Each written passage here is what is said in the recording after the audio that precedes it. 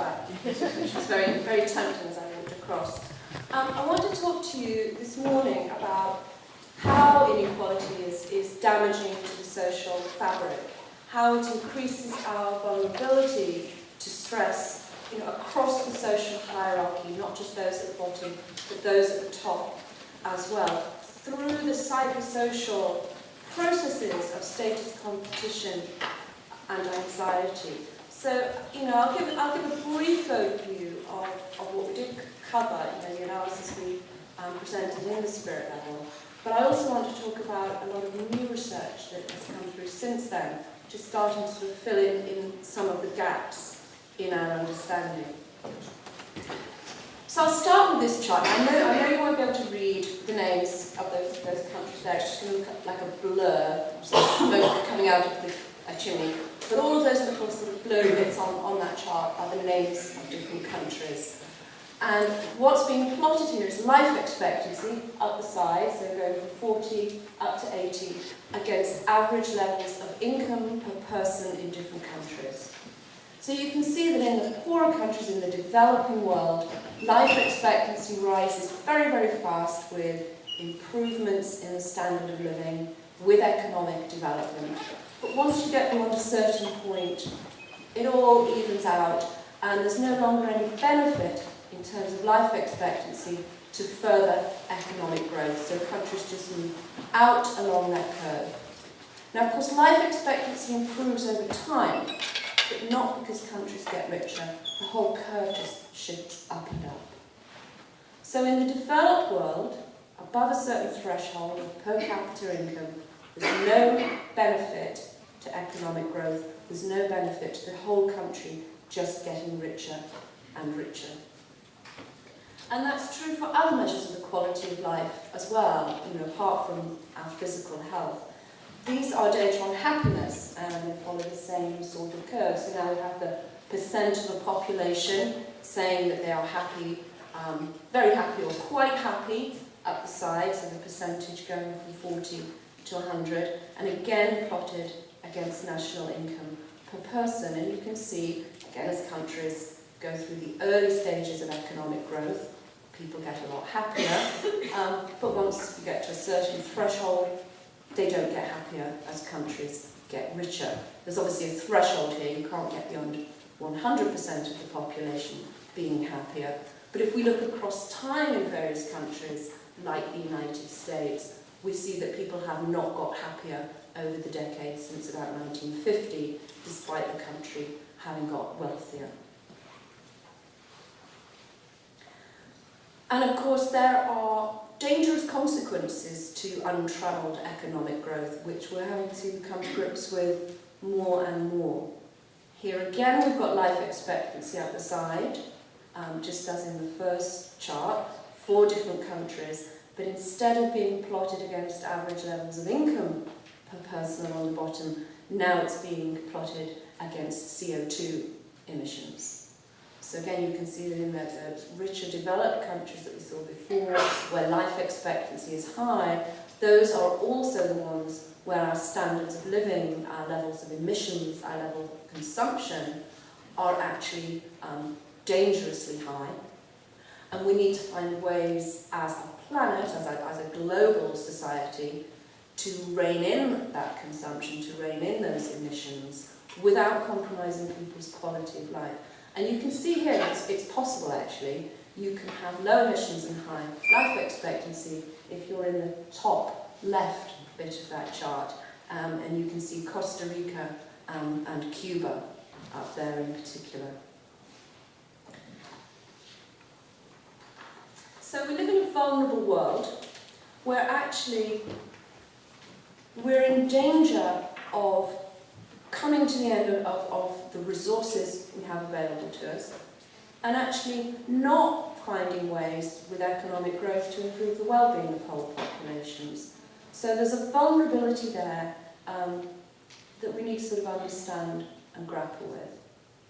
But where our work came from was from really trying to understand what are the determinants of population health in that band of developed countries where the relationship between greater average incomes per person and improvements in health has been lost. So here are those rich, developed countries. So we're looking at just them now, the rich, developed market democracies, no longer looking at the developing and emerging economies. Here again is their life expectancy up the side. Now we're going from about 75 to 85. And again, plotted against national income per person. And there's no relationship at all. So out on the right, you have rich countries such as Switzerland with fairly high life expectancy, Ireland much lower. Down at the poorer end, you've got countries with both high and low life expectancy. And you can see the UK right in the middle there. Well, you can if you're near the front. I don't expect you to see anything lurking at the back.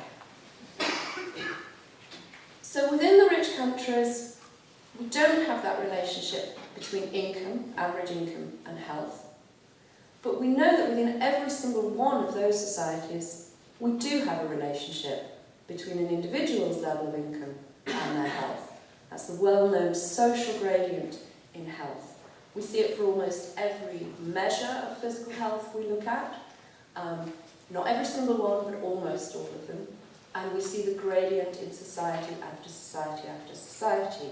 And here's an example from the UK. Again, this is life expectancy. We're going from 70 up to 80 at the top. And these life expectancy figures are arranged by neighbourhood income. So we're looking at the least deprived over here on the left and the most deprived over on the far right. So these are electoral wards in England and Wales arranged by their deprivation scores. And in the least deprived, the most affluent of those neighbourhoods, people are living 79 years on average, and in the most deprived, it's about 71 and a half.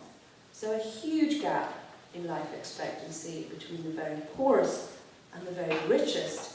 But it's not just the difference between the poor and the rest of us, it's a finely graded relationship. So that if you live in the neighbourhoods that are just a little bit less affluent than those at the very top, your life expectancy, on average, is lower than those living in the very, very richest ones. And this paradox that income means something very different within societies to what it means between them is what clues us in to it that it's something about relative status that matters. It's relative income, not absolute levels of income that matter. And so that's sort of a clue to start thinking about the important social determinants of health. Now these data are rather old, which is why the life expectancy figures are a little bit lower than we see now.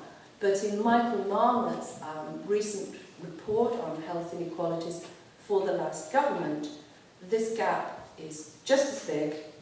Life expectancy has moved up a bit for everybody, but the gap between the top and the bottom is just as profound. So although our health improves with time, the inequity and the inequality in health doesn't, and the gradient is just the same. And it's not just health that's unrelated to growth in national income or improvements in the average level of income in different countries. We created an index looking at a whole range of health and social problems. Basically, they're all the health and social problems that have that same social gradient. They're more common at the bottom of society, but they have that gradient pattern. They're more common in the poorest neighbourhoods, among the least educated, etc. And we were looking for problems that not only fit that pattern, but for which we could get really good data for a number of countries from reliable sources.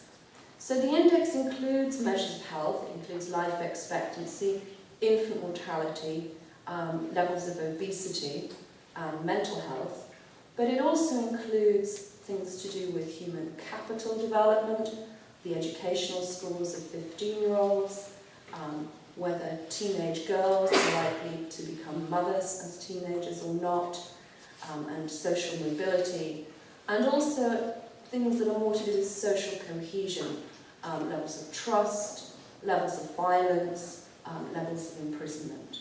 If you put all of those things into an index, weighted equally, once again, just as with life expectancy, there's no relationship with average levels of income in these rich, developed market democracies. But if we take the same index and plot it against a measure of the income distribution, of income inequality, then we get a very, very different picture. So there's the same index, countries have not moved up or down, they still have the same level of health and social problems as in the previous chart, but now we're plotting against a measure of income inequality. And you can see on the left, the more equal countries with a much lower level of all of these problems. There's Japan down there, Norway, Sweden, Finland, Denmark, the Netherlands, and the more unequal ones on the far left, the UK, Portugal, and USA. When we have data for Singapore on some measures, Singapore is even more unequal than the USA. So it's, as you can see, an extremely close correlation. And to understand it in terms of income inequality versus other factors, if you want to sort of think about alternative explanations, they have to be able to explain why Portugal does so differently from Spain on this chart. You know, they're so alike in so many ways, except for their income inequality, and their health and social problems mirror what you would predict from their inequality. Likewise, Japan and Sweden, very close in terms of their health and social problems and their equality, but they're very, very different on lots of other cultural or sort of societal level dimensions, such as the position of women in society, or even how they get to their greater level of equality. But we knew that this kind of picture is slightly problematic, you know, if you think it might be due to cultural differences, you know, the English-speaking world being having more problems than the others, for instance. So we did repeat everything for the 50 US states as a sort of separate test. So this is the same index of health and social problems as I showed for the rich countries. The only thing missing from the index for the US is social mobility, which we didn't have for each state.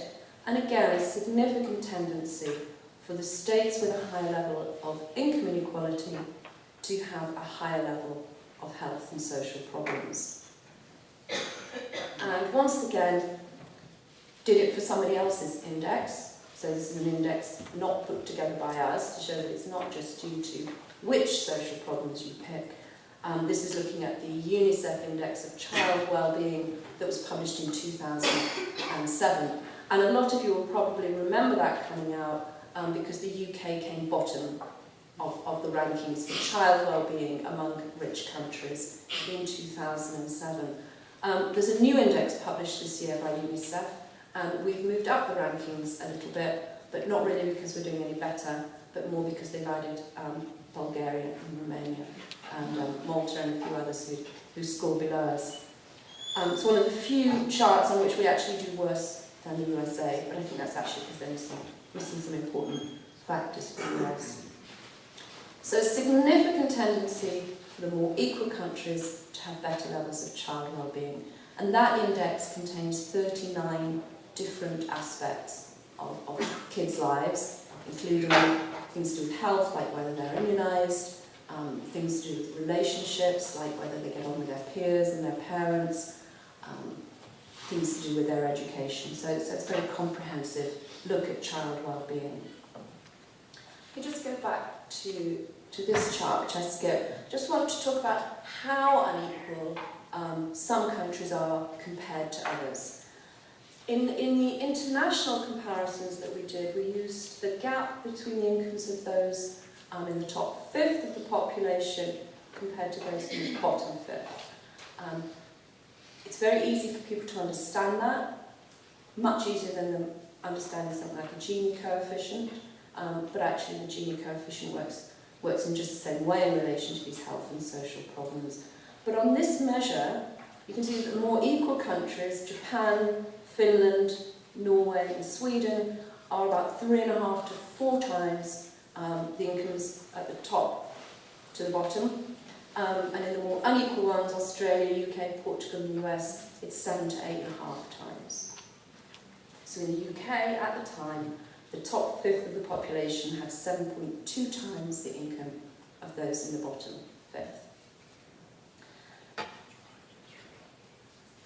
I'm going to show you just two charts showing components of that index of health and social problems, because I could go on and show you just death by graph. That's what the book is really, isn't it? It's like death by graph, by graph.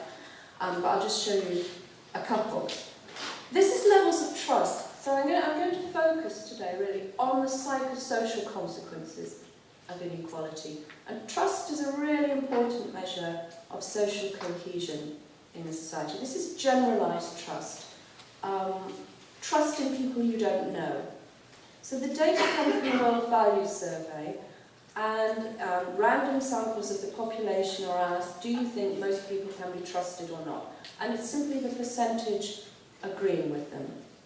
And trust is often used as a proxy for social capital, but if you look at proper measures of social capital with lots of components, you get the same picture. So in the more equal countries on the right, so Sweden, Denmark, Norway, Finland, about 2/3 of the population think you can trust other people. And down at the more unequal end, it drops to less than a fifth. I think this is a really strong and important marker of social cohesion, social dysfunction, what it feels like to be a member of these different societies. What it feels like if you're a woman walking home alone at night in a society where everybody trusts one another, or in a society where nobody does. What it feels like to be a young man walking down the street and seeing a group of other young men on the street corner.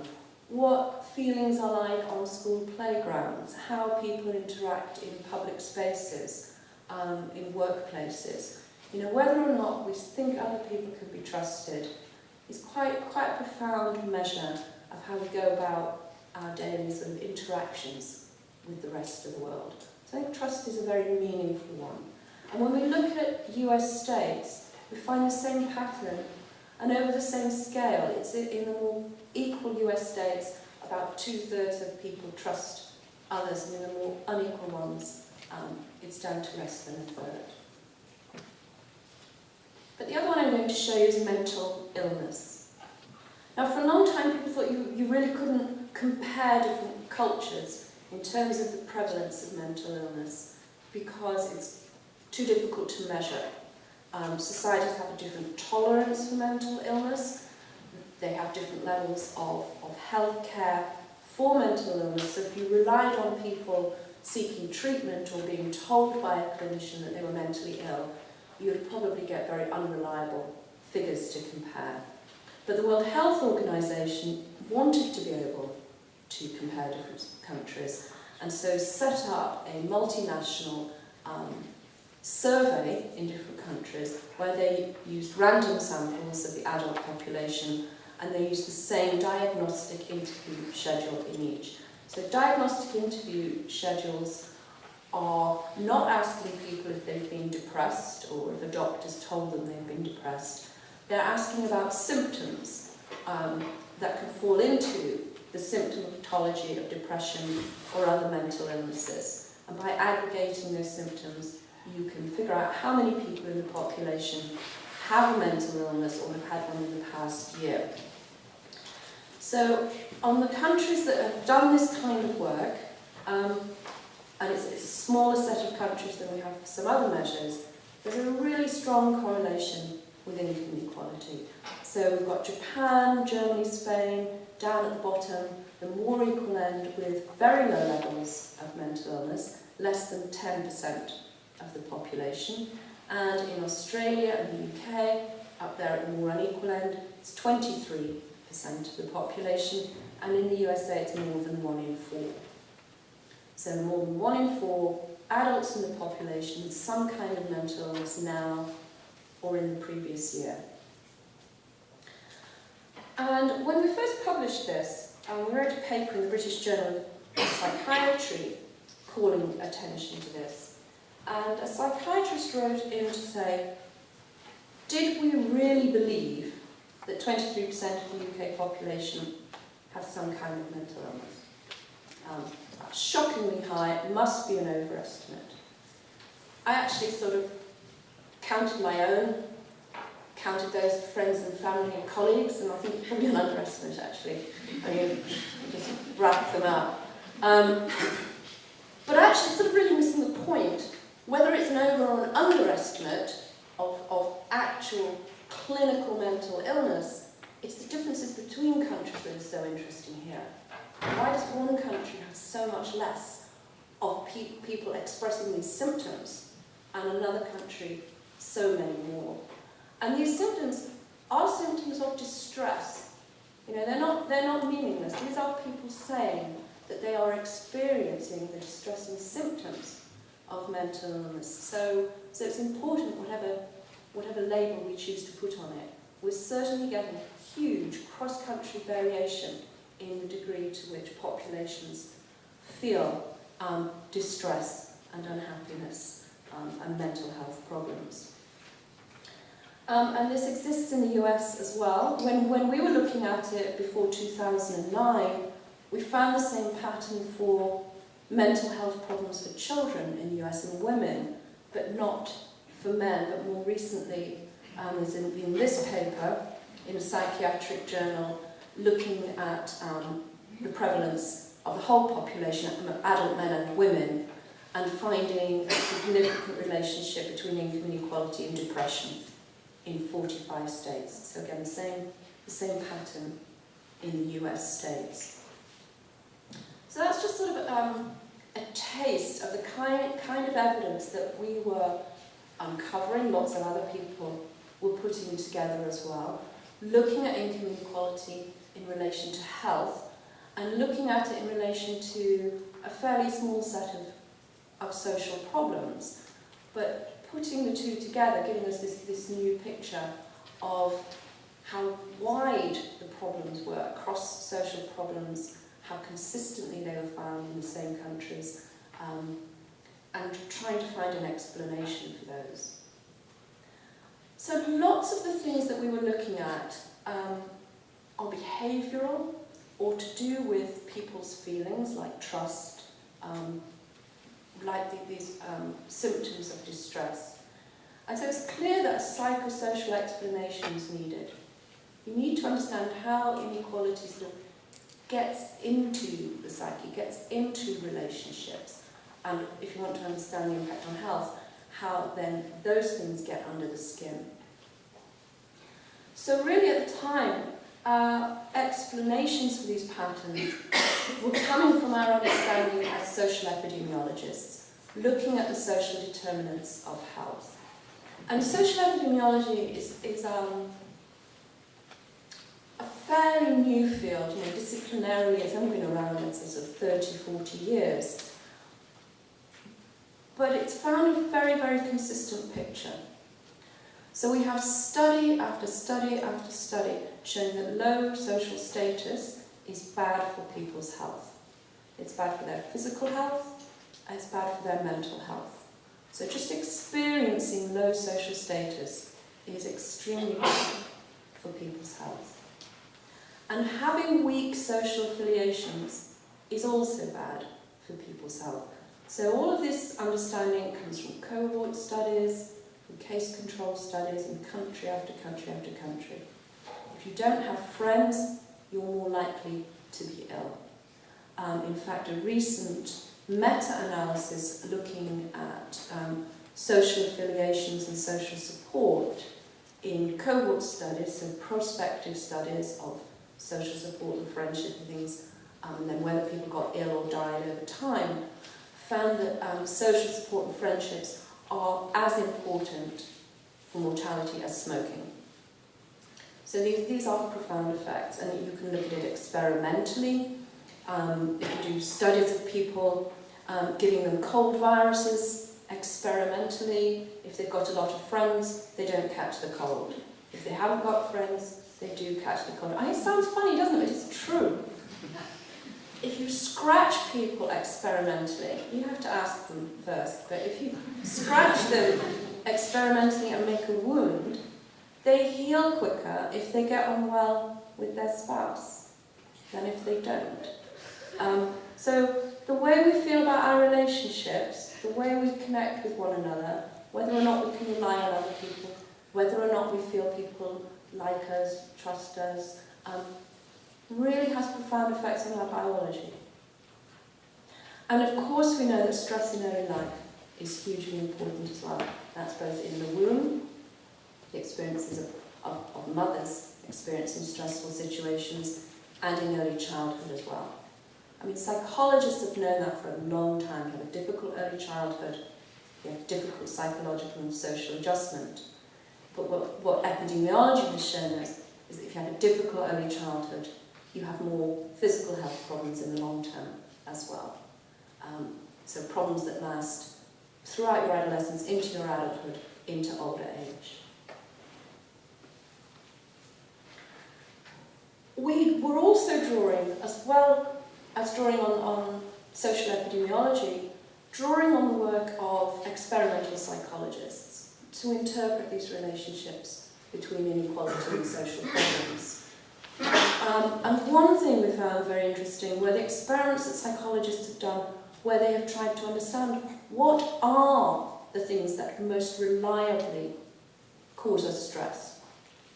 So psychologists have done years of experiments, typically with students, where they bring them into a lab situation and they give them something stressful to do, and then they monitor their hormonal responses, their stress responses.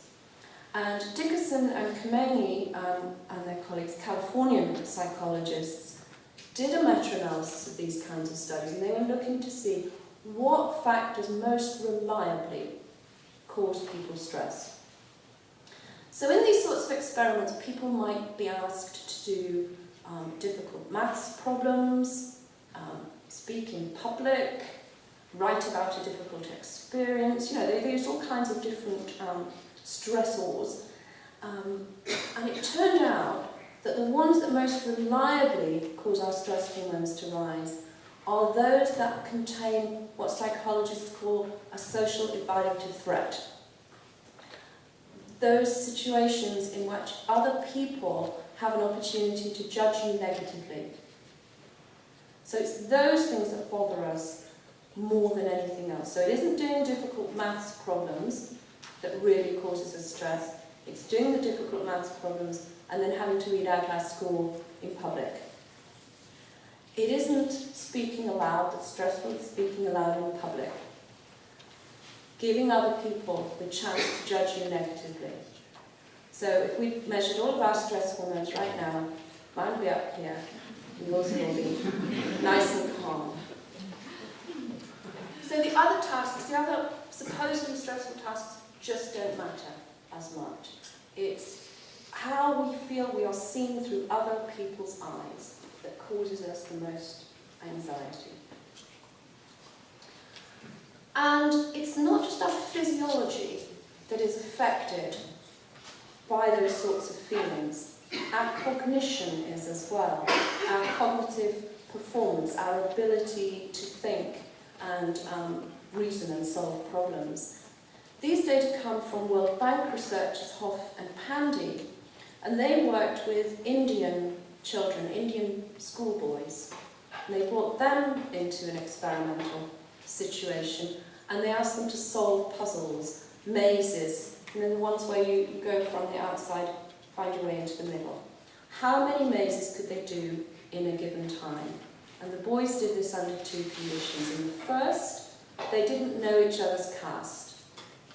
And both low caste and high caste boys perform the same. So the high caste boys are the blue, and low caste boys are the maroon.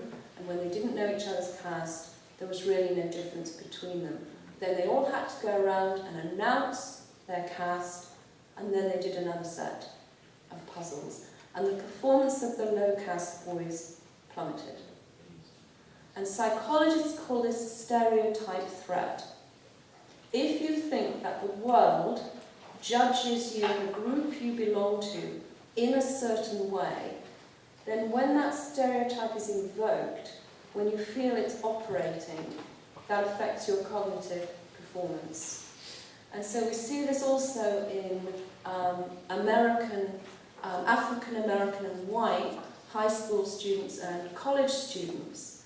If they're given tests to do, and just told it's a test, they perform equally well. If they're told it's a test of intelligence, that invokes the stereotype threat for the African Americans, and their performance plummets.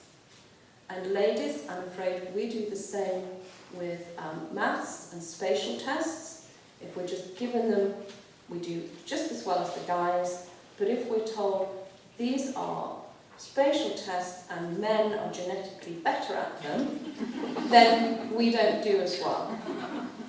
And in fact, the stereotype threat is so profound that you can invoke it really subtly. So if we just have to tick a box at the top of a test that says male or female, and we tick female, our test performance is lower than if we didn't have to tick that box. And conversely, if before doing that sort of test, we're shown a picture of a strong, intellectual, clever woman, then we do better. So these thoughts about how other people view us can profoundly affect the way we perform. And as well as affecting our physiology and our cognition, they of course obviously affect the way we feel. The experiment I'm going to talk about now is done with monkeys rather than people. Because although you can bring people into a lab and make them do puzzles, or you can bring people into a lab and make them write about a nasty experience, you couldn't do this experiment with people, so it's been done with monkeys.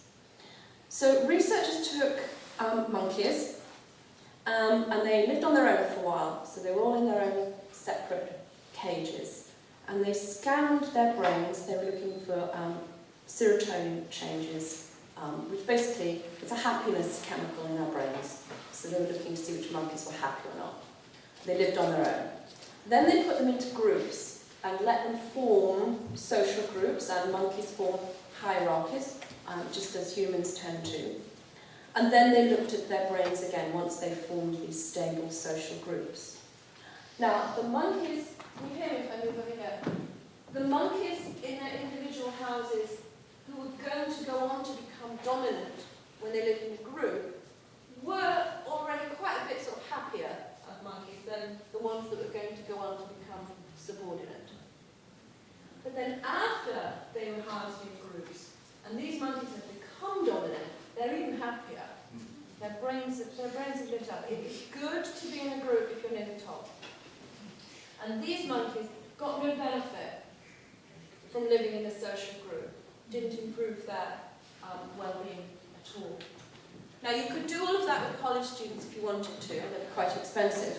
But here's the bit you couldn't do. They then taught the monkeys to self-administer cocaine. And when they gave them the ability to self-administer cocaine, the dominant monkeys didn't bother. They were all right. And the subordinate monkeys took a lot. And then their brains lit up like the dominant monkeys. So those monkeys medicated themselves against their social pain. And of course we do find links between inequality and addiction, things like deaths from alcoholic liver disease and drug use across different countries. But those were the sorts of evidence that we were drawing on to interpret the ecological relationships we were finding between inequality and problems. So the sorts of evidence that was supporting a psychosocial interpretation. There wasn't, at the time, any cross-national evidence about income inequality and these sorts of psychosocial factors that might be the link. They simply weren't there. And of course, one of the reasons for writing a book that you hope will have a fairly wide reach is that you hope that it will stimulate new research and new ideas and people looking for new things. And happily, that has happened. So since 2009, there's just been a huge wealth of papers being published on income inequality and all sorts of problems. But most interestingly, there have been studies looking at income inequality in relation to status anxiety in different countries, in relation to self-enhancement, people's tendency to be agreeable, people's happiness, and ambivalent stereotyping. And I'll talk about these a little bit more. Also, levels of narcissism, depression, schizophrenia, and also people's participation in civic and cultural life. I'm not going to spend time on those this morning, but people in more equal countries are more likely to vote, volunteer, etc., and they're more likely to take part in cultural life, go to museums, go to art galleries, but not just highbrow cultural things. They're more participative across the board.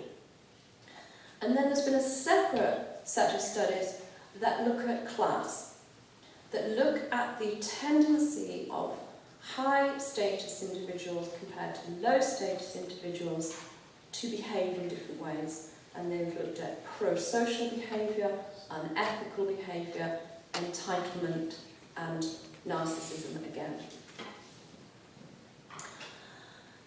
Now, one clue as to why all of these measures that are really about how people think about themselves and present themselves to the world might be linked to inequality also came from some of the post-Spirit level research on health. So in 2010, we were writing a new chapter for the book, an update, and we wanted just to see what had been published on the relationship between income inequality and health, comparing different countries in the year since the book had been published. And there were, I think at the time, there were 9 new studies, and 7 of them looked at actual measures of physical health, like mortality rates and life expectancy. And they found what we and many, many other researchers have found. More unequal countries, worse health. But there were 2 that didn't find that relationship, and they were actually published